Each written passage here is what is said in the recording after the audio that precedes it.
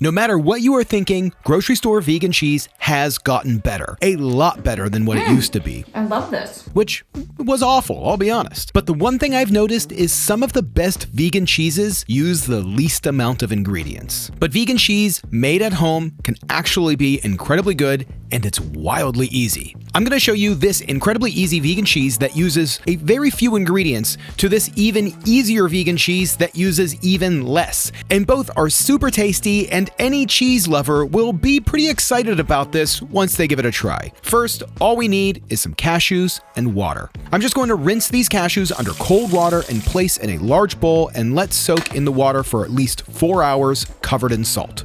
Okay, once the cashews are soaked, you can see they are hydrated and nice and soft. Now I'm just gonna dump that water and rinse off the cashews under cold water. Now I'm going to toss them into a blender and add the star of this show, sauerkraut juice. Just like my fermented oats video, raw unpasteurized sauerkraut juice is a great starter for fermentation, which is exactly what we're gonna be doing with these cashews. I'm gonna add a 1/4 cup of sauerkraut juice and a 1/2 cup of cold water. I'm gonna toss the lid on and blend until smooth. This comes out really nice and creamy. Now at this point, I want to make sure that my bowl that I'm going to ferment in is nice and clean. First, I'm just going to give it a good wash under hot water with some soap. I'm going to toss mine in the microwave to dry, and then I'm going to pour some boiling water in. Now, traditionally, you would want to boil your jars for about 10 minutes. We're only going to be fermenting overnight in these. I'm going to transfer that water to another jar, seal the lid, and set aside because I'm going to be using that in a bit. At this point, we can move the cashew cream over to the clean jar. I'm going to seal it in with some plastic wrap. Make sure it's sealed completely all the way around the sides. I'm going to toss the lid on, and since my house is pretty cold right now, I'm going to need this to sit around 75 degrees Fahrenheit. So I'm just going to throw this into an insulated bag with that jar of hot water, which should heat the bag up and keep it around that 75 degree temperature. I'm going to toss in a little wireless thermometer so I can pay attention to the temp. Set it aside and just let this sit for about 24 hours, which is plenty of time for me to tell you about today's sponsor. Sometimes the smallest changes make the biggest impact, and Trade Coffee is a great addition to your New Year routine. Trade helps you make better coffee at home. It's a coffee subscription service that allows you to experience curated for you coffee delivered right to your door, when and how you like it.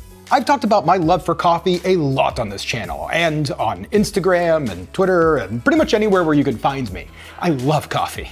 And I've now been using Trade since 2019, and I have been loving it. You get incredible quality coffee delivered right to your door, and it's personalized for your taste. Trade maps your specific preferences to hundreds of coffee flavor profiles. Their technology pairs you with the best coffees using art and science, marrying industry expertise and machine learning. And they nail it. So good. It's just so good. So gang, head to drinktrade.com/Saucestache or click the link in the description below to get a free bag of roasted to order coffee with select subscription plans. Trade, thanks for sponsoring today's video and for always sending me really great coffee. Okay, it's the next day. It is sat at about 75, 72 degrees. As you can see, it was able to keep that temperature, which is really nice. This looks really good. You could definitely there's a little bit of a smell there, and it looks about the same. But let's see about the taste. Okay, so first impression, I mean, there's a definite funk. There's a little bit of a smell there. I honestly don't know if the texture has changed at all, but say it feels like it got a little gummier. And that just might be in my head. I'll be honest, I don't exactly know. Now, as far as taste, I'm excited to give this a try. It's rich, similar to the oatmeal, but didn't get nearly as funky as the oatmeal did. I wish it would have. It still has some like cashew taste to it. Maybe a slight bit of sourness happened, but nothing really crazy. Enough there to where we can turn this into a cheese. I do wish it was a bit more though. Now we can make it sour with some lemon juice or citric acid. Lactic acid would be great, but for this very first thing, I'm literally just gonna leave it exactly how it is and toss it on some just quick, easy pizza. This is super easy pizza. It's what I call a snack pizza. So first we're just gonna take our base cashew cream that we made, and I'm gonna add a bit of salt and a little bit of olive oil. Now for our snack pizza, I'm just gonna use a pita as a base, cover it in some sauce, and then toss on a few dollops of the cashew cheese. Now we're just gonna throw this into the oven at 400 degrees for about 15 minutes, and boom. I mean, this comes out pretty great. The cashew cheese has cooked solid, it's browned a little bit. Now let's just see if it's any good. It's pretty good. And for something so simple, it's a really nice cheese replacement. I dig that. Now I had another idea to make a thicker, stretchier cheese using just a few more ingredients and just one more day. Luckily, I made another version of this at the same time. This version is thicker, I use less water. It's the same amount of cashews soaked for the same amount of time, using the same amount of sauerkraut juice, a quarter cup, but then I just added a quarter cup of water. Now, this has already been fermenting for 1 day, same amount of time. We're gonna let this go till tomorrow. It's gonna make it a little extra funky. Then we're gonna add a few more ingredients to this, which will make it into something more like a mozzarella, or you can even use it like a cream cheese. This is so simple. It comes out so good. This is awesome.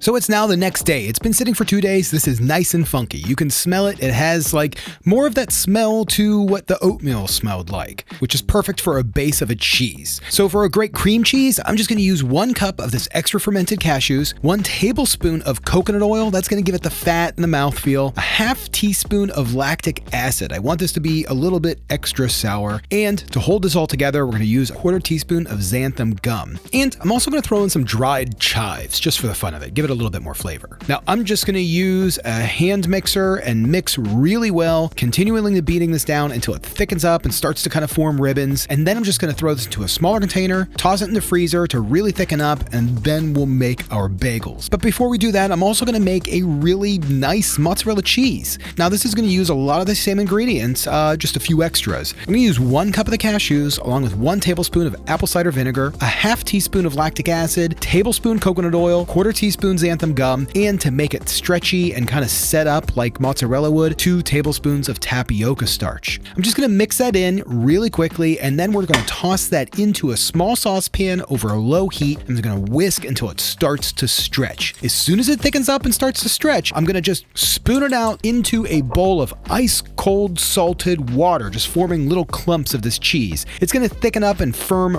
really quickly. Now at this point, you can use this cheese or you can toss it into a container with some water and throw it in the fridge. I'm gonna use it. I'm gonna make another one of these snack pizzas. That was really good. So I'm just gonna break up some of this cheese, toss it onto the pizza, into the oven, and then, I mean, this looks like a really good pizza. But before we try that, let's go ahead and toast our bagel, add a bunch of the whipped smear, and let's see how this one tastes. So Monica and I just reviewed vegan cream cheeses. We ranked all of them, and this looks pretty good. It kind of reminds me of Mayoko's a little bit with the texture that it is. And that probably makes sense because this is probably similar to the way their cream cheese is made.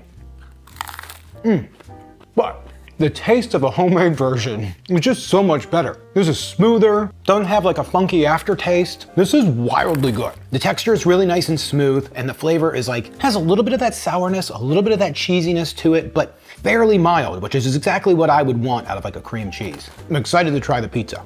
I mean, and to me, this pizza looks awesome. And it tastes awesome too.